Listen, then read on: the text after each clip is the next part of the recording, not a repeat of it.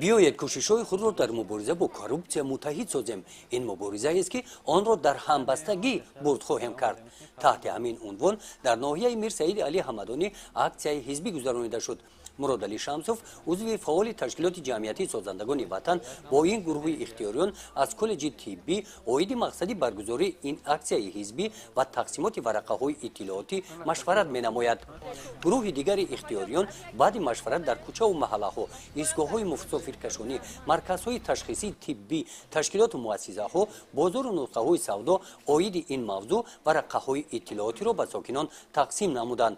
در این аксия زیاده از 500 ورقه‌های итилооти به ساکنان تقسیم کرده شد. از حساب تشکیلات جمعیتی جوانان سازندگان وطن در ناحیه ما زیاده از 300 نفر جوان را به خود جلب کردیم که امروز در حدود ناحیه چه چهاربینای فرهنگی باشد چه چهاربینای سیاسی باشد به اشتراک این جوانان فعال ما گذرانده نمی‌شود.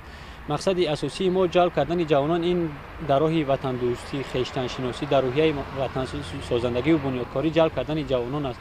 بعد برگزاری چهاربینی مذکور در مرکز ناحیه تحت عنوان نقش جامعه در تشکل مفکوره ضد کورپسیونی همایش دایر گردید. در این جمع آمد نمایندگان مقامات اجرایی حاکمیت دولتی ناحیه، نمایندگان مقامات‌های حفظ حقوق، کمیسیه‌های جمعیتی اوید به پیشگیری کورپسیا، دیرکتوران مؤسسه‌های تعلیمی، رئیسان جماعت‌های دهات اشتراک نمودند. از برآمد جانشین رئیس ناحیه معین گردید که با مقصد پیشگیری کورپسیا در ناحیه کمیسیه پیشگیری کورپسیا فعالیت نموده برای پیشگیری این عمل نامطلوب جنایت‌های کورپسیونی بین کارمندان ساحه معارف، تندرستی، کمیته اداره زمین، صحبت و واخوری‌ها گذرانیدند.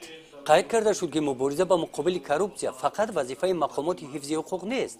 در این مبارزه تمام اهل جامعه، هر یک شهروند و جامعه شهروندی نیز باید بی‌طرف نباشد. از جانب خودش جامعه شهروندی خود شهروندان امروز به خاطر آن نمیدونم از کدام سبب باشد که بچون و چرا دادن مبلغ رو از خود ما سرچشمه میگیرد که برای حق خدمت گفته مبلغ پیشنهاد میکنیم. از همین سر میزند коррупсия و من اطمینان باوری دارم که اون چهاربینی که امروز دایر گردید تمام تشکیلات و تمام مؤسسه و تمام اعضایان کمیسیه جمعیتی اوید به پیشگیری کورپسیا اشتراک داشتند و اطمینان داریم که سر روی همین کورپسیا را بازم خوبتر و بهتر گیریم، زیرا که رهبر دولت پیشوای ملت پرزیدنت جمهوری تاجیکستان قید کردند که فراموش نباید کرد که مبارزه بر ضد کورپسیا نه فقط کاری مقامات حفظ حقوق بلکه در این کار باید تمام جامعه و جامعه شهروندی باید که مبارزه به امان بریم و در همون حالت ما میتوانیم که سطح کورپسیا را در جمهوری کاهش دهیم. بعد برگزاری همایش مذکور